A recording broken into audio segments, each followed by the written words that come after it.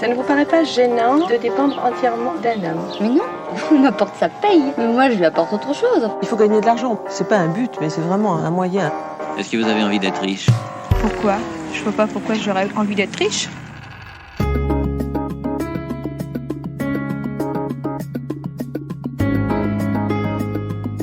Combien tu gagnes? Avez-vous déjà posé cette question à votre meilleur ami? Je prends le pari que non, car le sujet est encore largement tabou dans notre pays. Ce qui nous dessert profondément, nous les femmes. On se définit rarement par notre fiche de paye et on se vante encore moins de réussir à la gonfler. Revers de la médaille, nous manquons de références et d'expériences pour nous évaluer. Et nous n'osons pas réclamer notre dû, à moins d'être au pied du mur. J'ai appris à me décomplexer sur ce sujet grâce à une amie, maman solo, qui, angoissée par ses fins de mois, cumulait les missions tout en refusant systématiquement de travailler pour des clopinettes. Un bon réflexe. Mais pour la plupart d'entre nous, quand il s'agit d'aborder la question du salaire, de la négociation salariale et plus largement de la valeur de notre travail, c'est le grand vertige. Je suis Valérie Lyon et vous écoutez le 2e épisode d'Osons l'oseille.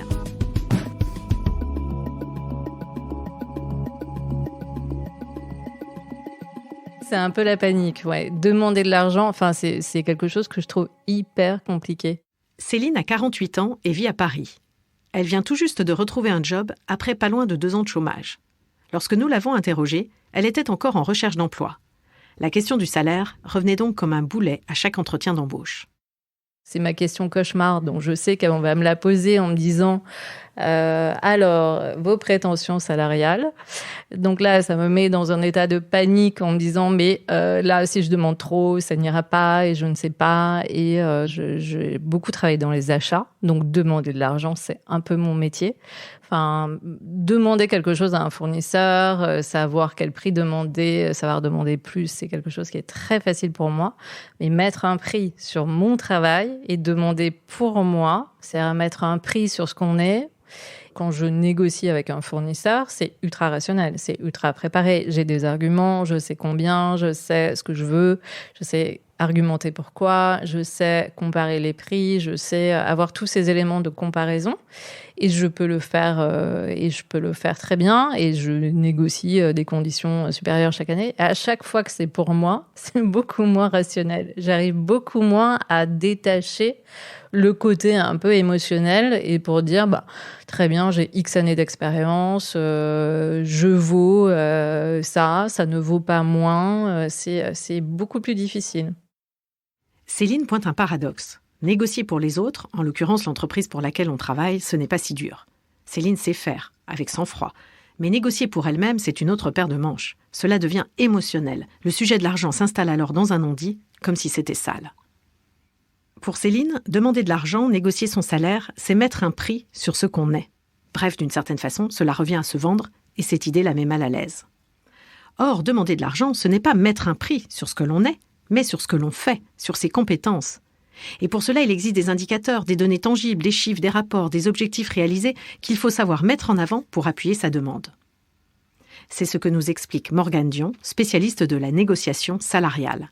Elle a cofondé la plateforme Plan Cash qui accompagne les femmes vers leur indépendance financière. Une négociation, c'est très rationnel. C'est pas émotionnel. Il faut avoir des arguments qui sont méthodiques. Il faut montrer l'évolution avec des chiffres. Et donc, le fait de se préparer joue énormément sur cette confiance. Parce que c'est sûr que si vous êtes préparé, si vous avez répété vos scénarios, que vous avez les outils, vous avez comparé les salaires, vous avez parlé avec des gens, vous êtes au taquet, forcément, votre confiance, elle augmente. Commencez par peut-être tout simplement rejoindre des formations comme ça en e-learning et puis ensuite poser des questions, rejoindre des groupes de parole. Et petit à petit, le fait d'en parler et d'avoir les bons outils, ça joue énormément sur le mental et sur la confiance qu'on peut avoir en soi. Ce que dit Morgane Dion, c'est qu'en réalité, demander de l'argent devrait être quelque chose de très factuel, voire de mathématique. J'ai fait telle chose pour l'entreprise, je rapporte tant, donc je vaux tant. Pourtant, les femmes associent cette démarche à quelque chose de très personnel, voire d'intime, et ça les bloque. Comme si elles devaient se mettre à nu. Pourquoi est-ce qu'on n'associe pas les femmes à l'argent et pourquoi est-ce qu'en tant que femme, on ne se projette pas dans l'argent ? C'est parce que l'argent, c'est quelque chose d'assez scientifique. C'est des maths, c'est des chiffres. Donc c'est scientifique, c'est rationnel. Il y a un phénomène qu'on s'appelle le mythe de la rationalité. Le mythe de la rationalité, il présuppose Eh bien que les femmes ne sont pas rationnelles, que les femmes sont émotionnelles. Et donc si les femmes sont émotionnelles, mais que l'argent, lui, il est rationnel, alors les femmes ne sont pas faites pour gérer l'argent. Ce mythe de la rationalité n'est évidemment qu'un mythe. Les femmes sont tout à fait à même de rationaliser leur rapport à l'argent. Le problème, c'est qu'elles ne s'en sentent pas capables. Pourquoi ? Tout simplement parce qu'on leur a enseigné le contraire depuis toujours. Nous, on a tout au cours de notre enfance des images qui nous renvoient vers les femmes sont dépensières, elles ne savent pas gérer les finances, elles perdent de l'argent, etc. Les magazines destinés aux femmes, lorsqu'ils parlent d'argent aux femmes, ils vont majoritairement leur parler de comment ne pas perdre d'argent, comment faire des économies, comment ne pas être dépensière, alors que les magazines qui sont destinés aux hommes, eux, vont parler aux hommes en leur parlant de la nouvelle app qui est à la mode pour faire de l'investissement en bourse, de crypto-monnaie, de rentabilité, de performance. Donc en fait, on a tout autour de nous vraiment deux discours différents qui vont du coup pénaliser les femmes lorsqu'il va s'agir de parler de chiffres, de poser des questions et puis du coup de se lancer aussi tout simplement. Et c'est une des raisons pour lesquelles aujourd'hui, on aboutit à 59% des hommes qui demandent une négociation salariale sur leur premier emploi contre seulement 34% des femmes. Nous sommes donc face à un système qui entretient les femmes dans des stéréotypes dès leur plus jeune âge. Mais nous allons le voir, les employeurs aussi véhiculent des préjugés.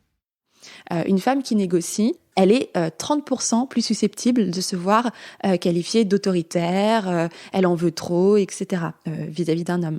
On a plein d'études qui mettent en posture des simulations des hommes et des femmes dans la posture d'employeur. Et il s'est avéré que lorsqu'il et elle, parce que en tant qu'employeur, les femmes sont tout aussi biaisées, mais lorsqu'il et elle sont face à une femme qui négocie son salaire, ils ont moins envie de travailler avec elle derrière. Pourquoi ? Parce qu'on n'attend pas les femmes sur ce terrain-là. On s'attend pas à ce que les femmes négocient, tout simplement parce que, on a plutôt cette image, la femme est censée être docile. Alors évidemment, je caricature, mais on a tous ces biais. Alors que l'homme qui négocie, c'est quelqu'un qui est combatif. On l'attend sur ce terrain-là. Et donc les femmes qui négocient, ça crée une forme d'inconfort inconscient. Et donc un petit peu par réflexe de protection, on va se braquer et la plupart du temps, sans s'en rendre compte. On s'en rend pas du tout compte.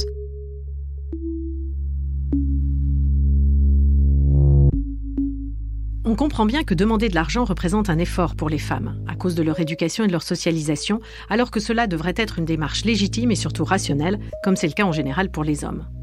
Cela a des conséquences très concrètes sur la vie des femmes et sur leur travail. Première de ces conséquences, une grande partie d'entre nous se retrouve prisonnière du fameux syndrome de l'imposteur. Je pense qu'on n'a pas du tout été éduqués à demander. On est éduqués à bien faire, à être poli, à être gentil, à être bon élève, mais pas forcément à demander.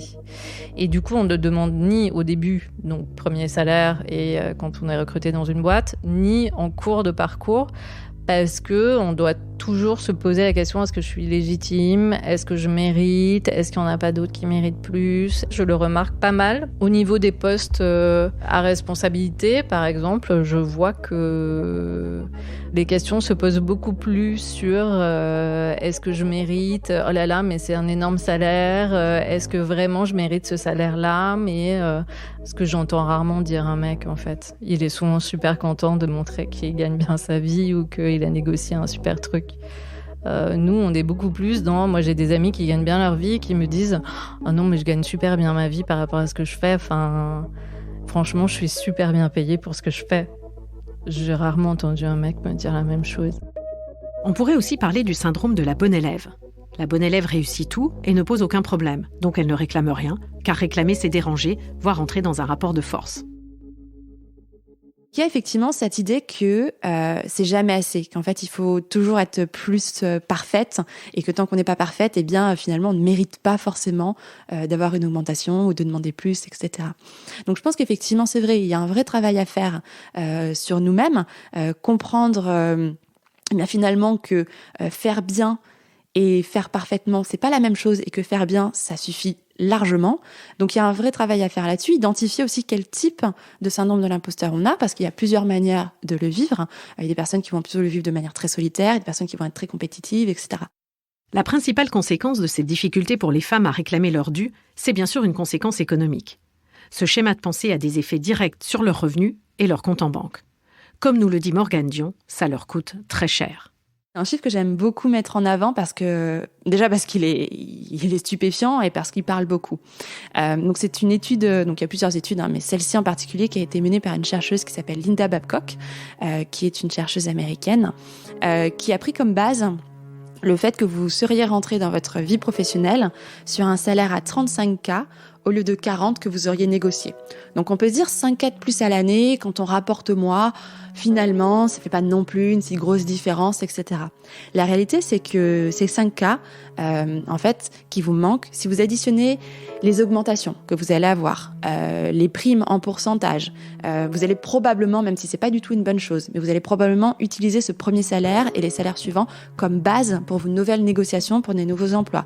Et en fait, quand on additionne tout ça au cours d'une carrière, on arrive à $1 million manqués parce que voilà, tout simplement, on a loupé ces 5 premiers cas, et puis finalement, peut-être les 2 cas suivants, puis le cas suivant, et les pourcentages, etc. Et ça, je vous parle même pas de la retraite, c'est juste que vous avez manqué sur votre carrière. Mais il faut pas oublier que, en tout cas dans notre système français, la retraite est basée sur une moyenne d'une partie de vos salaires, et donc du coup, c'est aussi votre retraite qui diminue fortement lorsque vous quittez le monde de l'emploi. Imaginez le manque à gagner si vous passez votre carrière sans jamais demander une augmentation de salaire. Eh bien, figurez-vous que c'est l'histoire de Florence, qui habite à Bayonne. Enfin, plus précisément, c'était son histoire, car au bout de 35 ans dans la même entreprise, sans rien oser demander, elle a finalement sauté le pas pour la première fois, à 54 ans. J'arrive dans la salle, je m'installe. Donc déjà, je les remercie de me recevoir. Et je fais le bilan avec mon N+2 de toute l'année compliquée passée.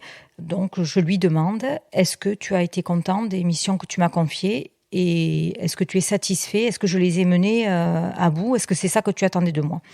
Donc, il me dit que oui, que franchement, il n'a rien à me reprocher, qu'il est très content. Donc, en fait, j'ai profité de ça pour dire, je te remercie aussi de la prime exceptionnelle et j'en profite pour te demander, est-ce qu'il est possible de me l'intégrer entièrement dans mon salaire? Florence travaille dans cette entreprise du BTP depuis l'âge de 21 ans. C'était d'abord une entreprise familiale qui a ensuite été rachetée par un grand groupe. Florence a commencé en bas de l'échelle, puis petit à petit elle a évolué jusqu'à être responsable de gestion administrative. Mais malgré toutes ces années, à l'exception des NAO, les négociations annuelles obligatoires, Florence n'a jamais bénéficié d'évolution salariale. Pour la simple raison qu'elle n'en a jamais demandé. Récemment, des bouleversements au sein de l'entreprise lui ont fait prendre des responsabilités supplémentaires le temps qu'un nouveau directeur soit recruté. Pour avoir assuré cet intérim, elle a bénéficié d'une prime exceptionnelle. Elle en a alors profité pour demander que cette prime soit intégrée à son salaire de façon pérenne, une première pour elle. Au moment où je l'ai dit, je me dis « waouh, je l'ai dit ». Mais le fait que j'ai réussi à lui sortir la phrase « je voudrais bien, s'il te plaît, que tu me l'intègres dans le salaire », là je me suis dit « voilà ».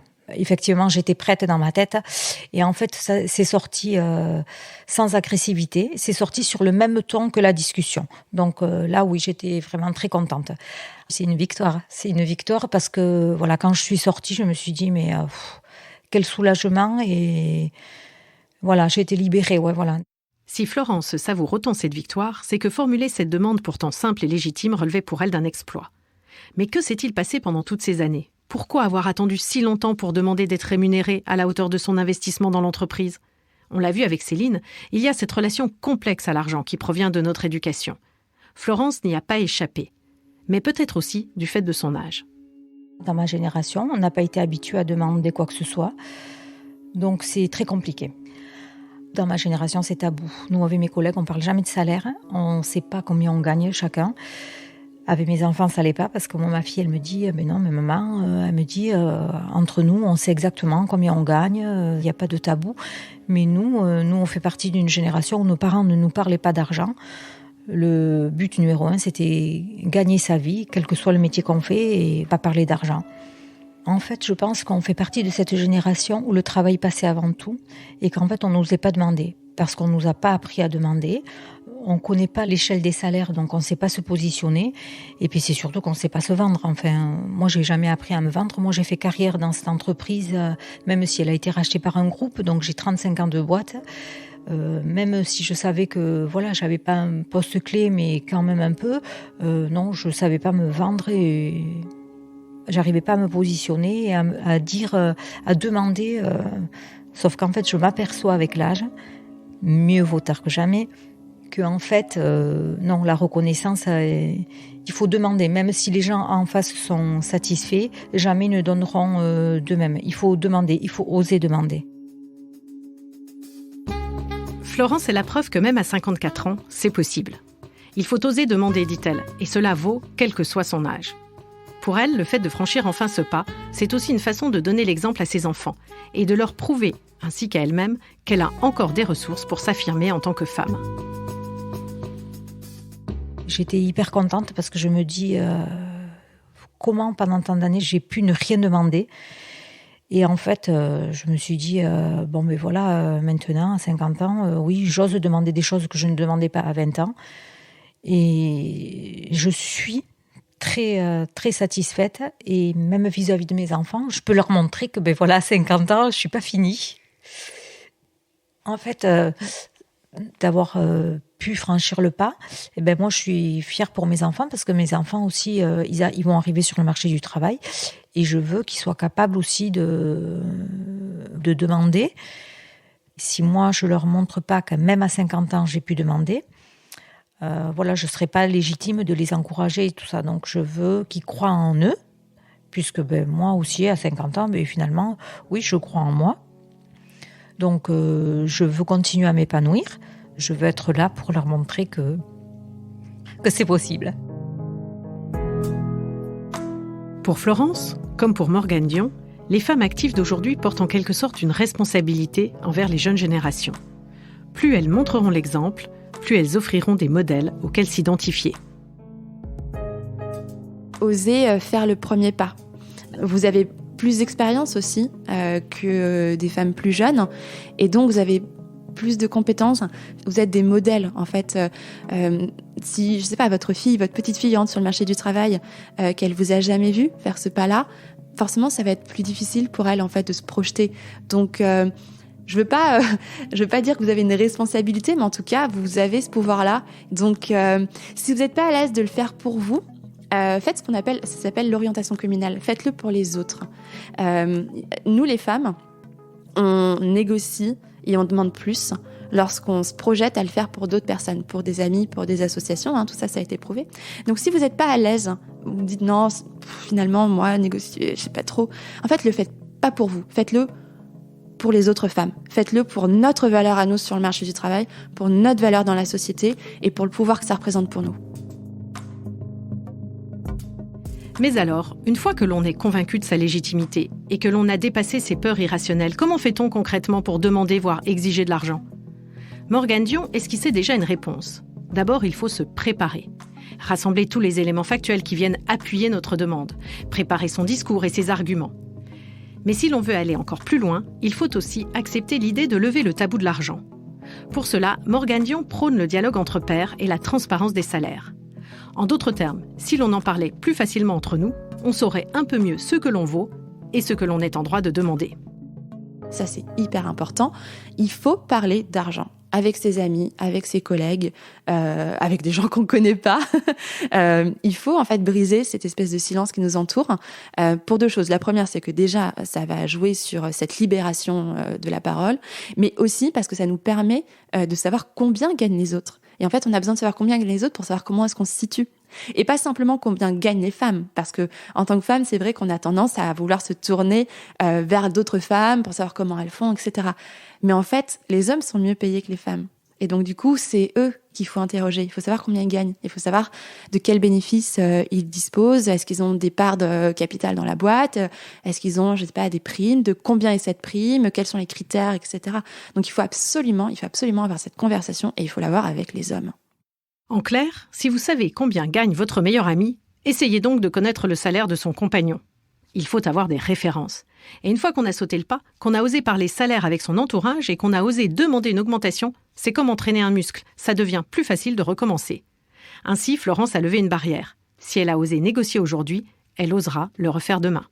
Je pense que l'année prochaine, à l'entretien individuel, comme en plus mon directeur est un jeune directeur qui a d'autres visions que mon ancien directeur, avec lui, l'argent n'est pas tabou, donc effectivement, je pense que je serai à l'aise pour lui demander.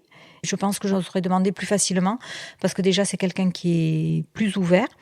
Et je pense que cette nouvelle génération Ils sont plus aptes à entendre plein de choses parce qu'eux-mêmes, ils en ont déjà des prétentions salariales, des prétentions de carrière.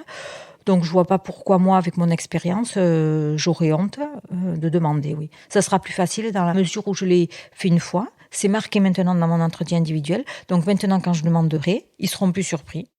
Mais il ne s'agit pas seulement d'oser demander pour obtenir une augmentation et lutter contre les inégalités salariales. Le problème est bien plus profond et les biais existent aussi du côté des employeurs.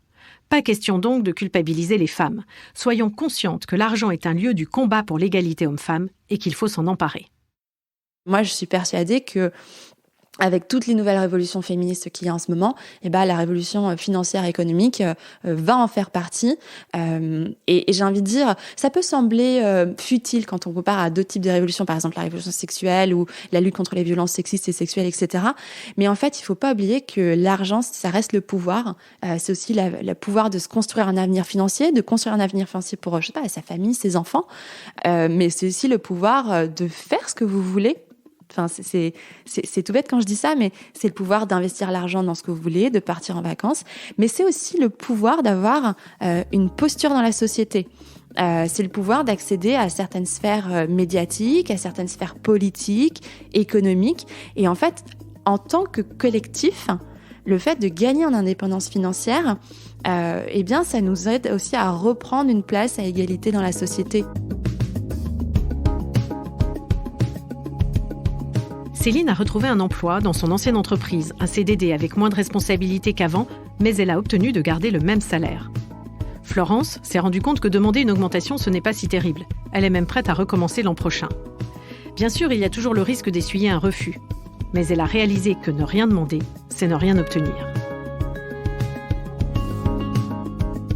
Avant tout, il faut penser aux raisons pour lesquelles on veut de l'argent. Parce que notre travail, nos compétences, notre expérience, tout cela a de la valeur, c'est objectif. Il ne s'agit pas de plaire ou de ne pas plaire. Il s'agit de faire reconnaître ce qu'on apporte à l'entreprise. Négocier son salaire, c'est la première pierre de l'indépendance financière. Et même s'il n'est jamais trop tard, c'est une habitude à prendre dès le début de sa carrière. Allez, je vous donne un truc qu'une amie m'a confié. Demandez toujours plus que ce que vous imaginez être le juste montant. Car même quand on se valorise, on a tendance à se sous-estimer. Et puis l'argent, nous le verrons dans le prochain épisode, ce n'est pas seulement utile à notre quotidien. Cela permet également de faire des projets. Savoir l'épargner est crucial. Sauf que là aussi, les femmes ont du chemin à parcourir pour devenir l'égale des hommes.